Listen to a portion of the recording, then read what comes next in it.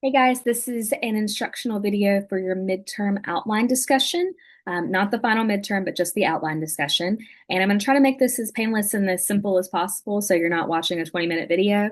But there are several steps to this assignment, and so I want to make sure that I clarify all of those. And yeah, so you can better complete the assignment. So I'm going to go ahead and share my screen, and we will get started. Okay, so this is in the projects folder. If you're watching this video, you already know that. So this is going to be, again, the pre-midterm discussion assignment. And let me see if I can zoom in on this a little bit more so we can see it better. There we go. Okay, so this is a three-part assignment, and it is going to be a lot. I'll go ahead and just let you know in advance, this is a pretty long assignment. However, when you're done with it, you will have most of the work completed for your actual midterm. So just keep that in mind as you're getting all this stuff together. The three-part assignment, well, technically four, is to choose and research an artwork, practice your voiceover narration, test your screen recording tools, and engage in peer feedback. So again, is a discussion, need to respond to your classmates. This is very similar to our choose your own artwork discussion that we did way at the back at the first module, except for now you know about the elements and principles, and so you can better fill out a better analysis of an artwork. So in Google Slides, you're going to respond to the following prompts to help you prepare for your final Google Slides presentation. You can use Google Slides, you can use Canva, you can use whatever it is that you prefer, as long as it's in the same four-slide format. So this is, again, 4 slides. Google Slides, Canva, PowerPoint, however you want to do it. And then this is also going to be a voiceover as well. So make sure you stick around to understand what that's going to entail. You may use the same artwork for your midterm or try an alternate one for now. I would suggest just using the same artwork as you used for this for your actual midterm, and then you're going to make a lot less work for yourself. I would prefer you use Google Art and Culture to search for the artwork because it's going to have all the details for it listed there, and you're not going to get inaccurate information. It'll just all be there. So we've used Google Art and Culture before. I'll try to link that actually, so you can just click on the link, but just type in Google Art and Culture and just go from there. Okay, for slide one, so you're gonna have 4 slides on your presentation. Slide one, it's just a photograph of the artwork that you choose, and then a label that has the artist's name, the title of the work, the date, the medium, the museum or collection, which all of that can be found if you use Google Art and Culture very easily, and then obviously a high quality image.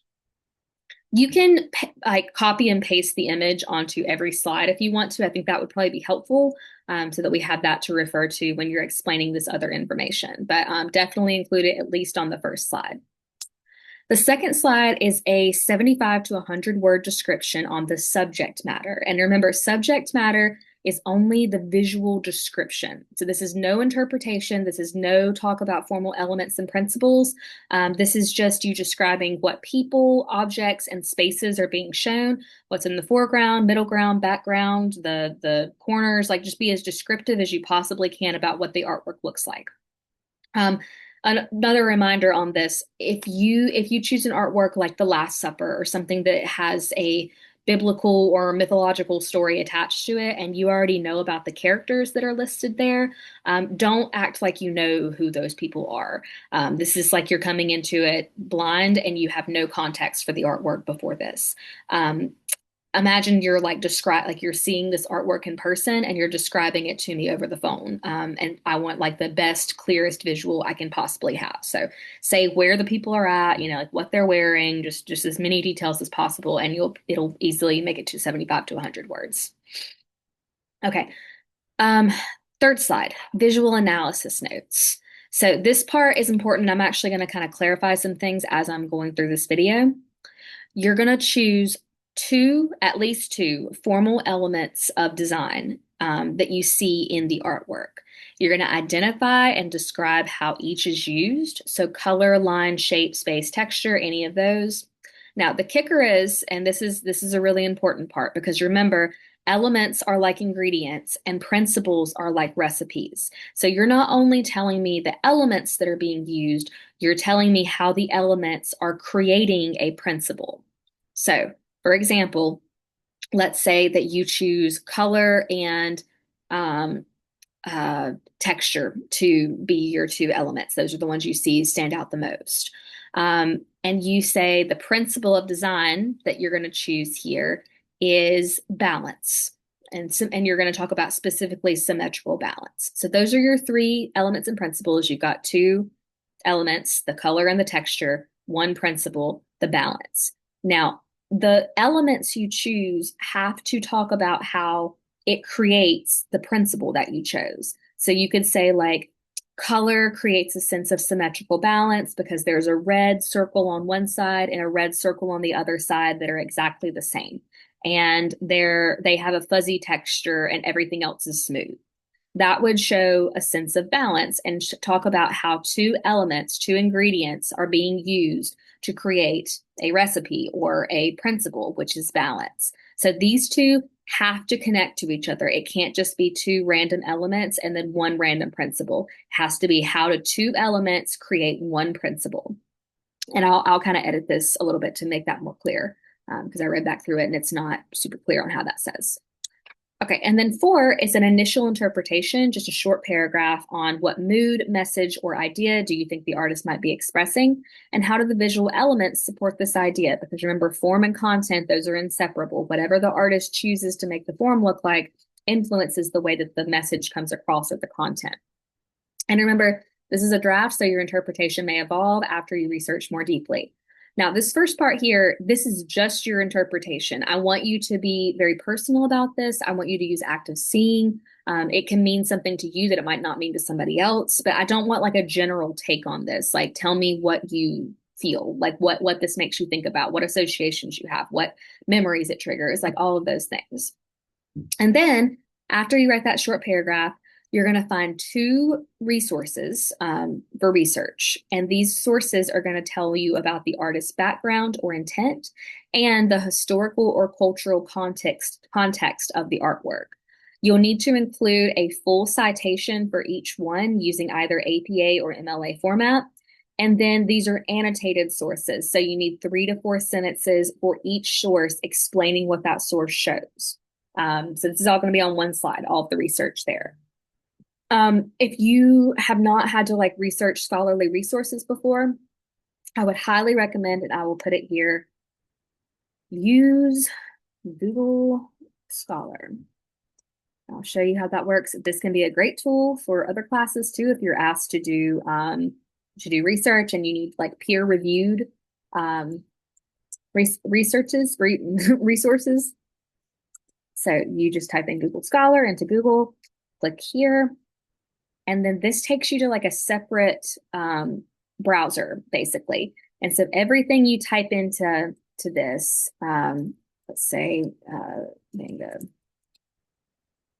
all of these are peer-reviewed sources. And so these are credible. These are ones that are going to be like legitimate sources that are usable.